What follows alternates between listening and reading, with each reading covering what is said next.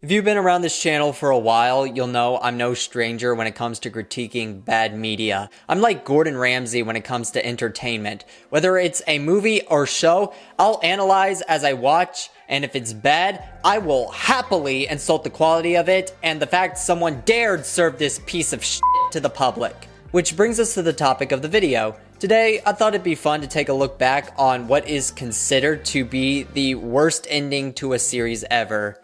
Now, while there are many shows that have a bad ending, and I can make a whole series talking about the worst ending in each genre, I want to focus on the show that people have universally dubbed to have the worst ending of all time. It's unsurprising that Game of Thrones had the worst ending ever. From 2011 to 2017, it was a cultural phenomenon, and 6 seasons strong by this point. But then Season 7 premiered, and people immediately began to feel something was off. Its fan base was starting to dwindle, and by the time Season 8 ended, could be classified as extinct. Game of Thrones was one of TV's most popular productions, and while there are many other shows that had terrible conclusions, to have a show of this magnitude in the way it did fundamentally killed the entire franchise and its relevancy forever.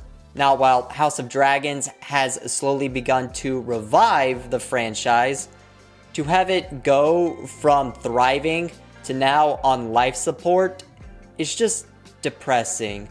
Compare this to other equally popular shows like Breaking Bad. Even though it ended way before Game of Thrones did, it had an amazing ending, which helped solidify it as one of the most popular series of all time. And when its prequel was announced, Better Call Saul, its fanbase only grew, helping it become one of the most beloved franchises of all time, and is still talked about to this day. Season 8 of Game of Thrones was so bad, people collectively chose to forget it even exists. And there's actually a reason behind its decline and why the finale sucked major ass. It's because the showrunners D.B. Weiss and David Benioff had just landed a Star Wars deal, where after they'd finish filming Game of Thrones, they would get to work on a new trilogy. And they were so excited about this Star Wars deal that they rushed filming for Game of Thrones. HBO actually offered to produce more seasons to help wrap up the series, but the producers declined. And even when HBO offered to extend the final season to 10 episodes, D&D still declined and decided to speedrun the ending, which is exactly what we got. An ending that was so haphazardly thrown together that even the actors couldn't help but make fun of it. Let that marinate for a moment. The people who worked on the show acknowledged the ending was unsatisfactory. The showrunners tried to play it off as subverting the viewers' expectations, and I guess to an extent they did, but they also subverted their own expectations, because this ending was so universally hated and fundamentally killed the franchise in such a catastrophic way that not only did they lose their Star Wars deal, but have subsequently been blacklisted in Hollywood. Over 6 years later, and D&D still haven't worked on any major projects. The only thing noteworthy is 3 Body Problems, a Netflix series I guarantee you haven't even heard of. I just wanted to give that little bit of lore before diving into the actual problems with Season 8 and why it was so awful. Aforementioned, the ending was rushed. A lot of people can make the excuse that this is what George R.R. Martin wrote, but I don't think they wanted them done in this short of a time span. Even if these plot points were part of the overall conclusion, I don't think he wanted them done in a single episode. Part of the reason why the ending was so bad was because there was a lack of build-up, as all these major plot points took place in 1 or 2 episodes, whereas previously these plot points took 1 or 2 seasons. For example, in Season 5, they spent a whole season marching from point A to point B, whereas if you compare this to Season 7 and 8, they would traverse from one side of the continent to the other in a single episode. This also contradicted one of the established laws of their world, the way time works, as they were somehow now able to travel and communicate instantaneously within this final season. These plot points also happened out of nowhere because they had no time to establish anything. For example, in episode 1 of season 8, Jon rode the dragon Rhaegal, something that has huge significance in the series, but was ultimately sidelined because it was crammed into an episode where a lot of other really important stuff was happening. There was no payoff to this major moment.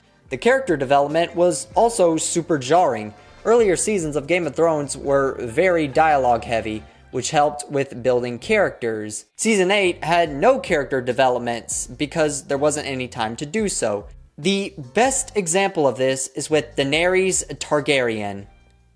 7 seasons of buildup as one of the main heroes thrown down the shitter. Even if she was destined to be the Mad Queen, it should not have happened in the span of only 3 episodes. That is something you build up for at least an entire season before dedicating more to showcase how other characters respond to this change in character. Season 8 was also accommodated with some of the most anticlimactic moments of all time, specifically the death of the Night King. When he was first introduced, he immediately became the ultimate villain. So, how do they defeat him? By having Ira stab him midway through the final season. No big battle in Winterfell, no major fight against Jon, which they teased. They just had Ira stab him with the Valoran steel dagger, which shattered him into a million pieces. The finale also left audiences with more questions than answers, as it created numerous plot holes along the way. So, probably the biggest complaint is the fact Bran becomes the new king. Why? There's a specific moment where he states he could never be lord of anything. So, what changed? I mean, it's not like they didn't have other options. It's not like Jon went from a bastard to a commander and then king of the north. He was the prince that was promised, literally killed and resurrected, and at the end, killed the love of his life for the good of the kingdom. So they decide to send him to the Night's Watch and declare Bran the new king. What the fuck? They didn't even talk about him as a possibility for the new leader of Westeros. They just pulled an excuse out their ass for why he couldn't take the job, but didn't even bother to give one as for why the Night's Watch still exists. Not to mention, how could a three-eyed raven even become the king of Westeros? All the other ravens lived north of the wall, and at the end merged with a tree. Why was Bran so different? I don't know. Just like how I don't know who the Prince of Dorne is, or how they even came to power. That's another thing the finale did. It introduced a bunch of characters that should have been significant to the overall story, but were just unimportant to include in the final season. We also can't forget the numerous oversights and how lazy they must have been while editing in post. I didn't know Westeros had a Starbucks. The last big thing I want to talk about is the stakes and how they just weren't present in Season 8. Game of Thrones used to be known for its unpredictability regarding death and how at any given moment a character could die in the heat of battle. But because the last few seasons were so rushed, it became pretty obvious what characters would survive because they had unresolved storylines. Take for example the Battle of Winterfell. Not once did it feel like there was any real danger for Jon, Dany, Tyrion, Ira, or Sansa. While I was doing research on this topic, I wondered why other shows with notorious bad endings were able to get away with it and maintain its fandom. Take for example a show like How I Met Your Mother or Seinfeld. These shows had a less than satisfying ending, but it's not so much about the destination, it was about the journey. Now, while you could make the argument How I Met Your Mother had the worst ending for a sitcom, first and foremost, it's a comedy. And if you had fun along the way, then overall the series succeeded. Another example, more recently, is Big Mouth. The reason why Big Mouth can get away with a bad ending is because the series has always been very polarizing. It was never a great show and certainly didn't have the same level of acclaim as Game of Thrones. It was a mid-series and thus the finale was a reflection of that. With Game of Thrones, not only was it a highly acclaimed series, but the ending was extremely important. It was about the destination and journey, but what fans got was subsequently a big old middle finger to this once beloved franchise. So yeah, that about wraps up my thoughts regarding the disaster that was Game of Thrones Season 8. I do believe this is the worst ending to a series ever because of the sheer magnitude and impact it left on this iconic franchise. I don't think we'll ever see something crash and burn like Game of Thrones did, but who knows? Stranger Things is entering its final season this year, and if they're not careful, they could dethrone the reigning champs. But I highly doubt that.